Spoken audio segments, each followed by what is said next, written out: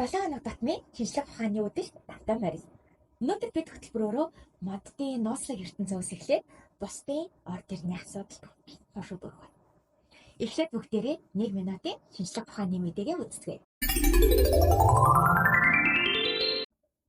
Альцгеймер буюу мартахны хөвчнийг хийн имжлэг гэж бодчих. Шинэ судалгаагаар л морь. Та ерөөсөө буруу сонсоогүй. Одоо Монгол хүн байна. Морьтой мэдээгээд энэ болонгаа эхлэе. Франц улсад 80-аас 98 насны Альцгеймер өвчтэй 34 хүнийг 2 бүлэгт хувааж 7 хоног бүр 1 цагийн хугацаатайгаар 2 өөр янзын имчилгээ хийжээ. Эхний бүлгийн хүмүүс амьсгалаа тасгал хийж, дуулж, бүжиглэх имчилгээнд хамрагдсан бол нөгөө бүлэг морь хөдөлж, морьтой цагийг өнгөрөөсөн байна. 3 сарын дараагаар стандарт сэтгэл заслын үнэлгээгээр оролцогчдыг үнэлэхэд морьтой цагийг өнгөрөөсөн бүлэг илүү их тайвширч, гутралын шинг бага дэлгэрсэн гэж байна. Хурдан морины хүсэнд хүрэх юм бол бараг л эвлэхээр агаад. Жирэмсэн эхчүүд хүүхдээ хөхөөлөх үед маш их хэмжээний кальцийг сүүгээр алддаг гинэ. Үүнээс шалтгаалаад эрдэмтдийн толгойг гашлаж байсан нэг асуудал бол ийм их кальц алдчихад байхад ээжийн яс яагаад гэмтэхгүй, хугарахгүй байгаад байжээ. Хүүхдийн сүү яснаас кальц аваад эстроген буюу ясны эрүүл мэндэд ихээр нөлөөлдөг гормонын ялгаруулалтыг багасгадаг юм байна. Тэгсэн хатлаа хөхөр хойлж байгаа ээжийн ясны мас богино хугацаагаар багасаад цаг эргээд хэвэндээ ордог гэсэн.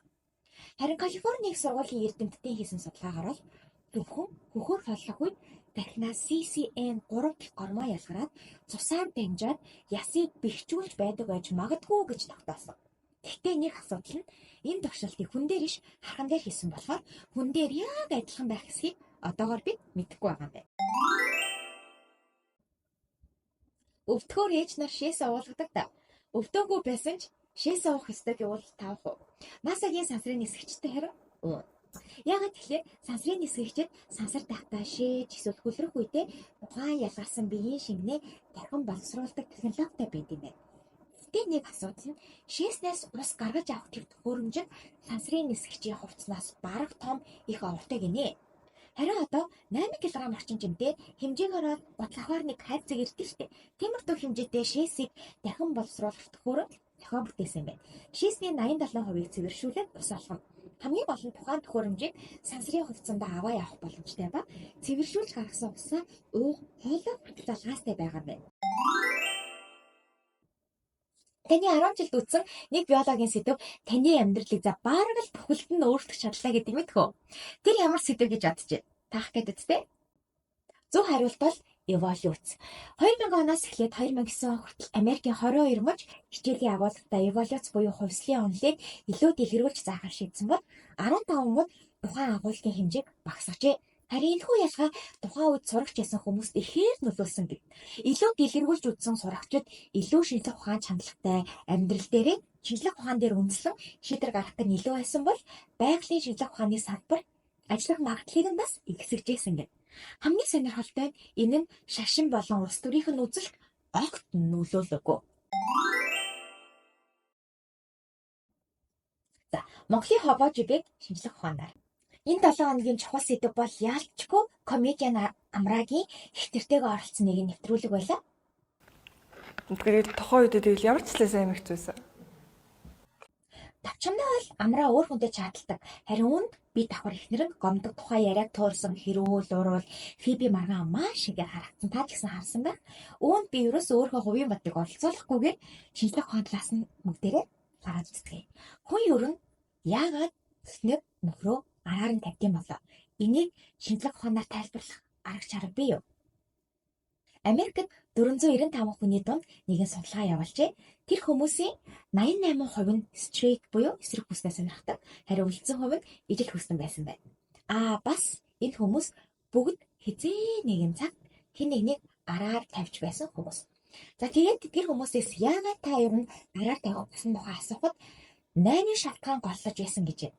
Тэр нь юу вэ гэхээр өөр бухимдал, өөртөө итгэх байдал, хайраар дутагдах, сэтгэл гарахгүй байх, шин зүйл туршиж үзэх хүсэл, үл тоогдсон байдал, бэлгийн дор хүсэл болон тухайн үеийн нөхөд байдал байсан гэж байгаа.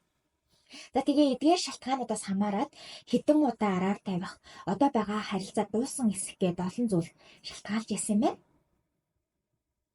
Араар тавилт харин салалтанд нөлөөлдөг болов. Би энэ судалгааг уншаасаа өмнө хосуудын бараг 80 орчим хувь нь араар тавилтын дараагаар салдаг байхаа гэж би бодож байсан ч энэ судалгаагаар бол ердөө 20.4% салсан байсан. Харин 21.8% нь хямдрагчаа араар тавьж байгаад мэдсэн ч салалгүй үлдсэн байт юм байна. Харин 28.3% нь хамтрагчтай мэдэлгүйгээр араар тавьсан гэдгээ нууж харилцаагаа өргөжлүүлж чадсан байт юм байна. Заваа юм уу? Задхаас. Харин үлдсэн хувь нь араар тавилтаас өөр шалтгаанаар салсан байдаг гинэ. Миний бас нэг гайхаад байдаг зүйл байдیں۔ Тэр нь юу вэ гэхээр та нарын бас бодлыг сонсомоор байна. Өмнөх харилцаанд хамтрагчаа араар тавьсан бол дараагийн харилцаан дээр араар тавина гэж та боддгоо. Эсвэл за арай өөрөөр асууя. Та өмнө хамтрагчаа араар тавьж байсан хүнтэй харилцаа эхлүүлэх үү? Тэгсэн чинь 2017 онд явуулсан нэг судалгаагаар өмнө хамтрагчаа хуурж байсан бол дараагийн үерхэл буюу харилцаанд хуурах магадлал нь хуурж байгаагүй нэгнээс 3 дахин их байдаг гинэ. Энэ гэхдээ хоёр талтай заяа. Хуурж байсан биш, хуурдаж байсан хүмүүст ч бас энэ хамаатай байд юм байна. Хуурдаж байгаад салаад шинэ харилцаанд орсон бол шинэ хамтрагчаа хартах нь 4 дахин ихсчихдэг гинэ. Бас нэг бодлын аргагүй л дээ trust issue буюу бусдад итгэх одоо хэцүү, бусдад итгэх гэж хэцүү болчдөг байх тийм. За яг шинжлэх ухааны талаас нь харсан нэг сонирхолтой судалгаа уншсан. Яасан бэ гэхээр 2019 онд 225 Европ ирчүүдээс шүлсний дээж аваад одоо байгаа харилцаанд үнэнч байгаа эсэхийг нь асуусан. Тэгсэн чинь тэр дунд иргэм насны ирчүүдийн 37.5% нь араар тавьсан гэж хариулсан байна. Харин тэгж хариулсан хүмүүсийн шүлсэнд бусдыгаа бодвол илүү их хэмжээний тестостерон гормон агуулгадж байсан гэв. Дан ганц эрэгтэй ч гэлэхгүй эстроген гормон ихтэй эмэгтэйчүүд хамтрагчаа хуурах магадлал ихтэй байд юм байна. Гэхдээ энэ хамтрагчаа хуурах шалтгаан ерөөсөө биш шүү дээ. Энийг дахин хэлье. Үнэхээр араар нь тавихгүй бол бүр үхэгтэй байгаа бол салж агаад сингл амьдралаа сайхан эдлээч ээ. Бити тэгээд айлын үрийг гомдоогоод байл да. Ой. За энэ 7 хоногийн Science Show-г моддын сонирхолтой ертөнцөөр өндөрлөе. Ой модтай ууланд гараад зүлгэн дээр хөвтөөд дээшээ хараад хөвтөж байсан хүн байна уу? За хэрэг байсан бол моднуудын навч мөчр хоорондоо ойг тогтолцоогүй хоорондоо шүргэлцээгүй байдаг те. Тэрийг яагаад гэж бодчихэ? Би анх энийг хараад моднууд ичимхий болохоор би бидээ хүрхгүй байна гэж зүгээр тоглож боддог байсан. Тэгсэн чинь нэрнгээсээ тэмний ичилт буюу crown shyness гэдэг одоо нэр томьёо модонд байд юм байна. За энэ үзэгдэл бүр 1920 оноос эхлээд эрдэмтдийн анхаарлыг татаад олон эрдэмтэд үүнтэй холбоотой хэд хэдэн таамаг гаргаж ирсэн байна.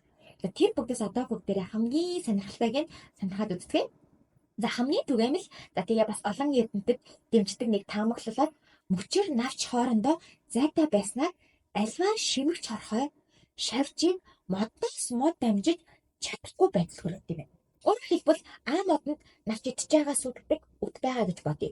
Гэтэл тэр үт А модноос Б мод руу дамжиж чадахгүй болчихж байгаа.